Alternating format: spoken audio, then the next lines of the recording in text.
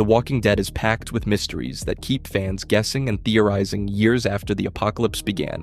From unsettling secrets about the virus to shadowy organizations pulling the strings behind the scenes, these unanswered questions fuel the show's gripping tension. Let's start by unraveling the biggest enigma of them all. Where did the zombie virus actually come from? And why has the show chosen to keep that origin shrouded in mystery?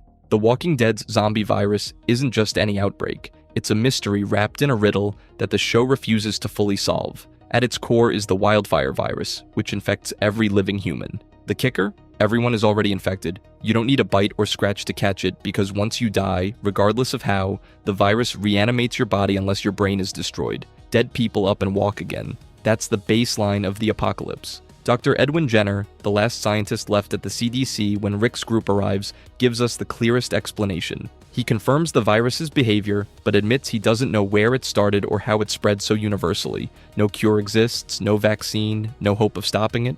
Jenner's grim assessment sets the tone early. This is a virus humanity can't outrun or outsmart. Now here's where it gets weird. Series creator Robert Kirkman has said many times he never intended to explain the outbreak's exact origin. He wanted audiences to focus on the human stories, that grinding struggle to survive, rather than get bogged down in the science fiction details. So the virus's true genesis remains deliberately ambiguous, a fog hanging over everything that keeps fans guessing. That ambiguity is further complicated by a post-credit scene in The Walking Dead: World Beyond. There we glimpse a French lab where scientists discuss variants of the virus, hinting at mutated strains more dangerous than what we've seen on the main show. This scene suggests some kind of international scientific involvement, a lab experiment or bioengineering angle, though nothing concrete is confirmed. It raises questions. Was the virus natural, man-made, somehow weaponized? The evidence is thin but intriguing. Meanwhile, World Beyond also shows experiments on freshly bitten subjects called Test Subject A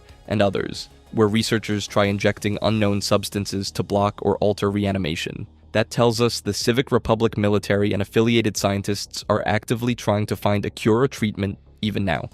But they haven't cracked it yet. So the truth is, while the wildfire virus's effects are clear and horrifying, universal infection, guaranteed reanimation after death, the origin story remains one of The Walking Dead's biggest open questions. Fans speculate about secret labs, government experiments, mutant strains, or natural zoonotic events. Yet the show keeps teasing just enough to fuel theories without committing to any definitive answer. That ongoing mystery isn't a bug, it's a feature. It keeps the apocalypse feeling unknowable and unstoppable, mirroring the horror of real-world pandemics, where the origins and mutations of viruses are often shrouded in uncertainty. If you think the virus's origin story is wild, wait until we get into the darker secrets hidden at the CDC with Dr. Jenner's secret whisper. Dr. Edwin Jenner's whisper to Rick at the CDC is one of the most suspenseful and talked about moments in The Walking Dead's early run. It happened just as the CDC facility was about to self-destruct, the impending explosion looming over the last remnants of hope.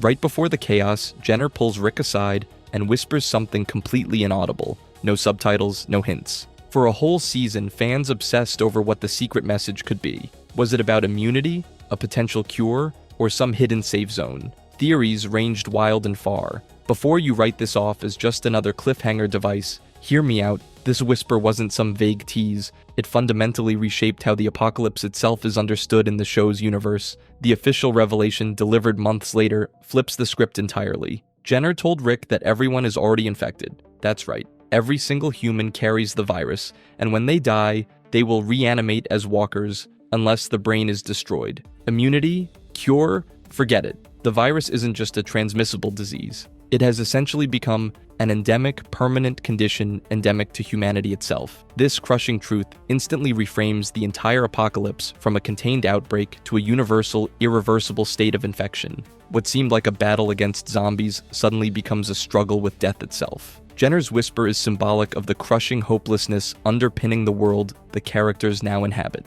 It's a 1-2 punch. First you survive the walkers, then you face the certainty that death is no escape unless you destroy the brain. Most chillingly, it means the virus has irrevocably altered human biology on a fundamental level. The evidence for this revelation is rock solid and thoroughly canonical. Jenner's research at the CDC provides detailed explanations of how the virus reactivates the brainstem after death, confirmed in scans of test subjects labeled TS-19. We see firsthand that bites trigger a secondary fatal infection, but the real kicker is the permanent infection hidden in every living body. This is not a theory, it's the core virus lore that the entire franchise builds on. The impact on Rick and the audience was huge. Rick carries this secret burden for months, struggling with what to do with that knowledge as it removes any hope for a traditional cure or escape. His silence causes tension in the group, marking a key turning point in the show's tone. From hopeful survival to grim endurance under an eternal biological curse, Jenner's whisper reshaped the narrative heartbeat of The Walking Dead.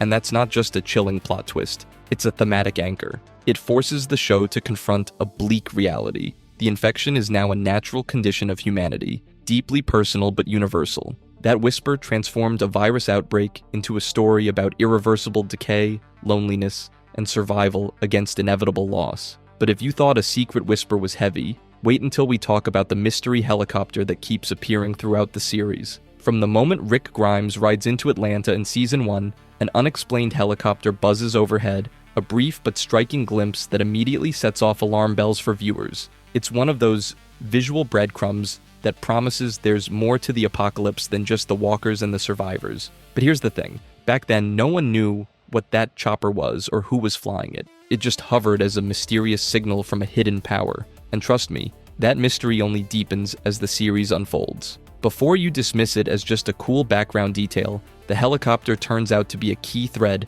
tying together some of the biggest secrets of the show's universe. Later seasons and spin-offs introduce helicopters bearing a distinctive three-ring insignia, linked to the shadowy Civic Republic Military, or CRM, a secretive group wielding near-futuristic military power and running covert operations under the radar of most survivors. The CRM helicopters aren't just random sightings, they perform high-stakes extractions, including the dramatic rescue of Rick himself after he's critically injured on that explosive bridge. These black helicopters symbolize the reach of hidden factions still playing chess with human survival. They show there's an organized world beyond the chaos, pulling strings and shaping fates from the shadows. But was that very first helicopter in Season 1 always part of the CRM story? That's where fan debate really heats up. Some argue that the CRM was a long-game concept, and the helicopter was always meant to hint at their early involvement. Covert operations running even as society crumbled. The design and timing line up nicely if you squint.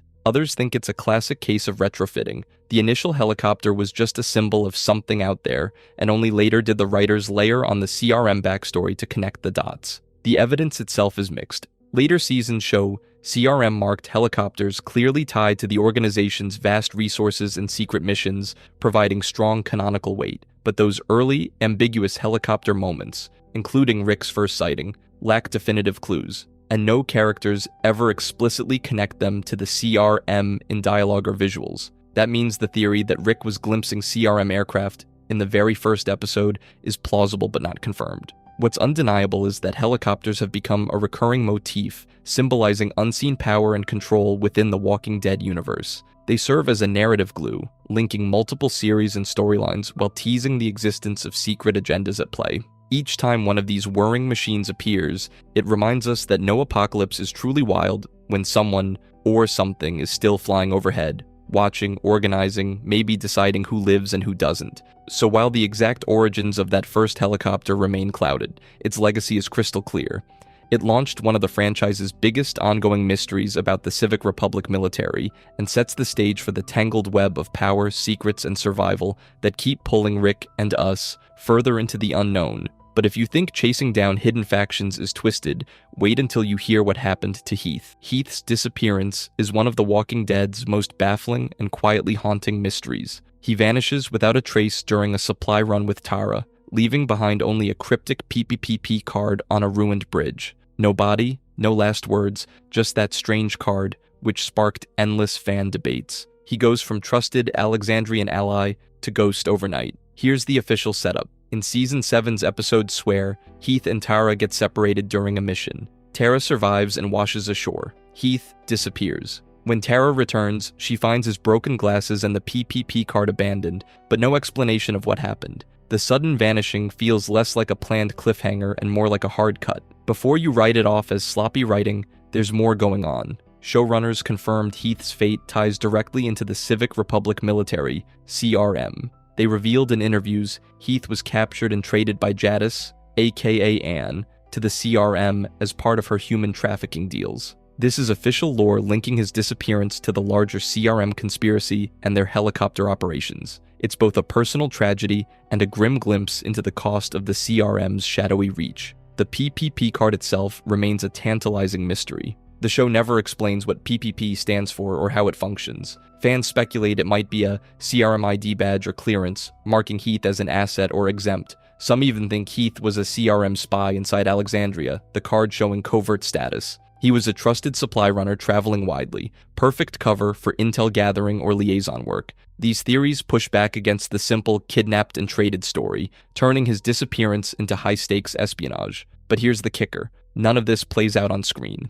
Everything beyond swear is implied or confirmed off-camera in interviews, behind the scenes, and spin-offs linked to Jadis's CRM role. The direct evidence is moderate, enough to keep the mystery alive but not answer all questions. Did Heath survive? Was he willingly working for the CRM? Does he still exist in their operations? We don't know, and that uncertainty feeds endless fan speculation. Why such an off-screen exit? Partly because Corey Hawkins, Heath's actor, was busy with a fast-rising film and TV career, making scheduling tough. Showrunners preferred an open-ended exit over killing him, keeping the door open for returns. And it fits the show's grim tone that many fates stay ambiguous. Writers admit they planted seeds to revisit Heath's story in the CRM arc. Ultimately, Heath's disappearance is a personal loss caught inside a creeping dystopian machine. His vanishing highlights the CRM's ruthless human trafficking, the real, unseen casualties of their helicopter extractions. Behind every mysterious black helicopter is a life swallowed by this brutal new order.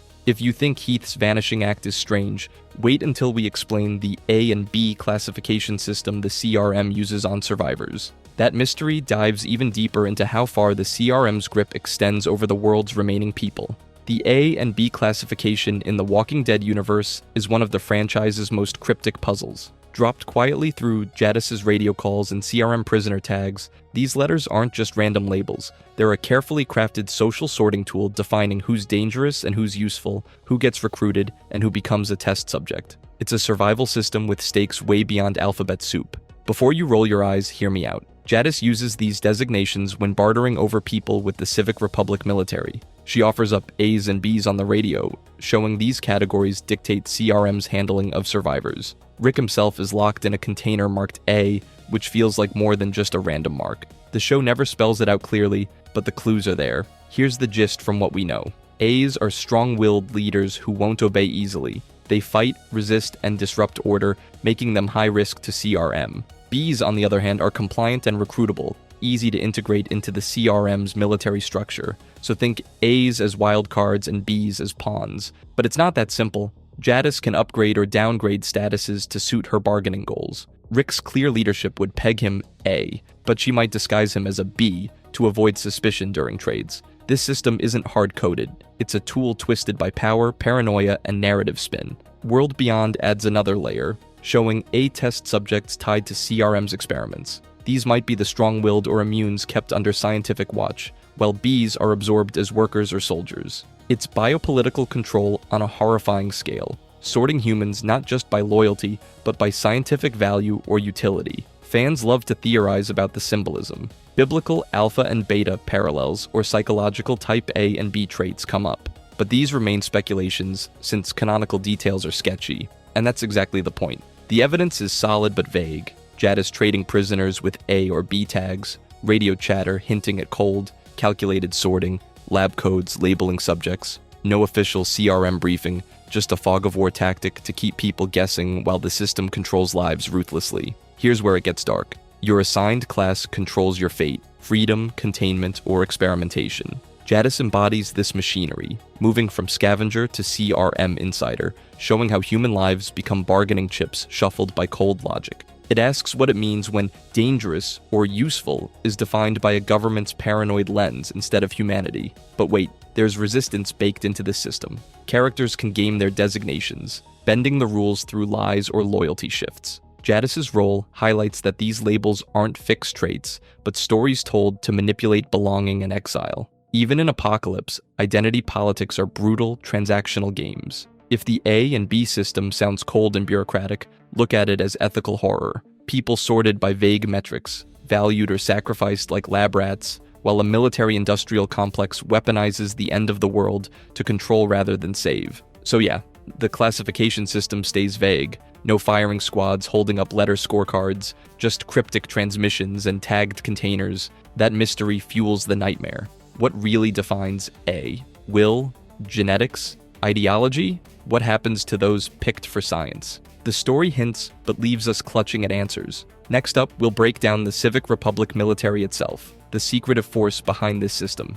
If you think A and B were chilling, wait till you see the CRM's real power. The Civic Republic military, or CRM, is the shadowy mega-organization controlling huge chunks of the apocalypse. Think of them as a secretive, heavily militarized city-state with advanced technology and a ruthless ideology focused on survival at almost any cost. They're not your average group of survivors. They operate like a cold, efficient state within the ruins, wielding helicopters, high-powered weapons, armored vehicles, and scientific labs filled with dark experiments that others wouldn't dare touch. Before you imagine them as traditional heroes or villains, hear me out. They're deeply morally ambiguous. On one hand, they conduct brutal genocides against their so-called allies. The cities of Omaha and Campus Colony were wiped out in massive preemptive strikes because the CRM decided those populations were unsustainable burdens or potential threats. That's not exactly neighborly behavior in a world that's already broken. On the other hand, they're obsessed with long-term survival and rebuilding society on their own terms, so they justify extreme, even horrific measures as necessary sacrifices. The CRM philosophy boils down to one cold truth: the ends justify the means, no matter how grim or unforgivable those means might be. Their scientific research adds another layer of disturbing mystery. We see them running secret labs where they experiment on infected subjects, probing different virus strains, and even testing potential cures or biological interventions. The Test Subject A label implies human testing that barely skirts ethical boundaries, if it even acknowledges those limits at all. They track multiple virus variants closely, suggesting an effort to understand the pathogen scientifically, not just survive it. At the same time, the CRM is wrapped up in human trafficking schemes that are as chilling as their research, capturing and trading people like Rick Grimes and Heath, apparently for purposes that remain murky, possibly conscription or even further experimentation.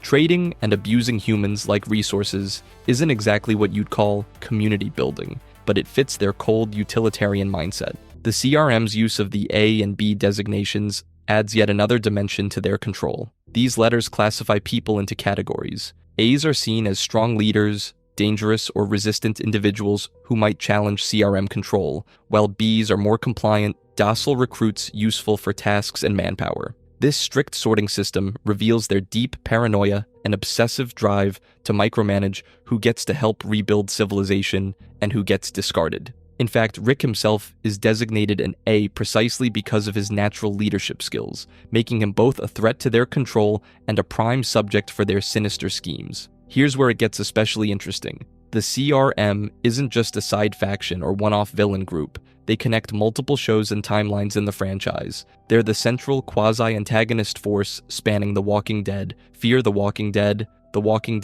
World Beyond, and the planned Rick Grimes movies. Remember that mysterious helicopter that airlifted Rick away? CRM Jadis, later revealed as a CRM officer, trades people to them, including Rick and Heath, tying her tragic downfall directly to this organization's dark, shadowy web. The CRM essentially turns the fractured apocalypse into one enormous chessboard, with pawns, players, and hidden agendas impacting everything we've seen across the shows so far. Despite the canon we have, the CRM still holds a ton of mystery. We don't know the full extent of their population size, the political structure underlying their military dominance, or what their ultimate plans are for the virus and humanity's future. They feel deliberately obscured enough to keep the tension alive and to allow the franchise plenty of room to expand their mythology in upcoming stories, teasing us with pieces, but never the full picture. At the end of the day, the Civic Republic military embodies the franchise's biggest questions about power, control, and what survival truly means when humanity is reduced to a resource rather than a community. They force us to ask the hardest question: is the apocalypse just about staying alive at any cost, or is it about what kind of world you're willing to build, and what terrible sacrifices you'll make to see that vision through? If you enjoyed this video and want to see more, click the video on the screen now.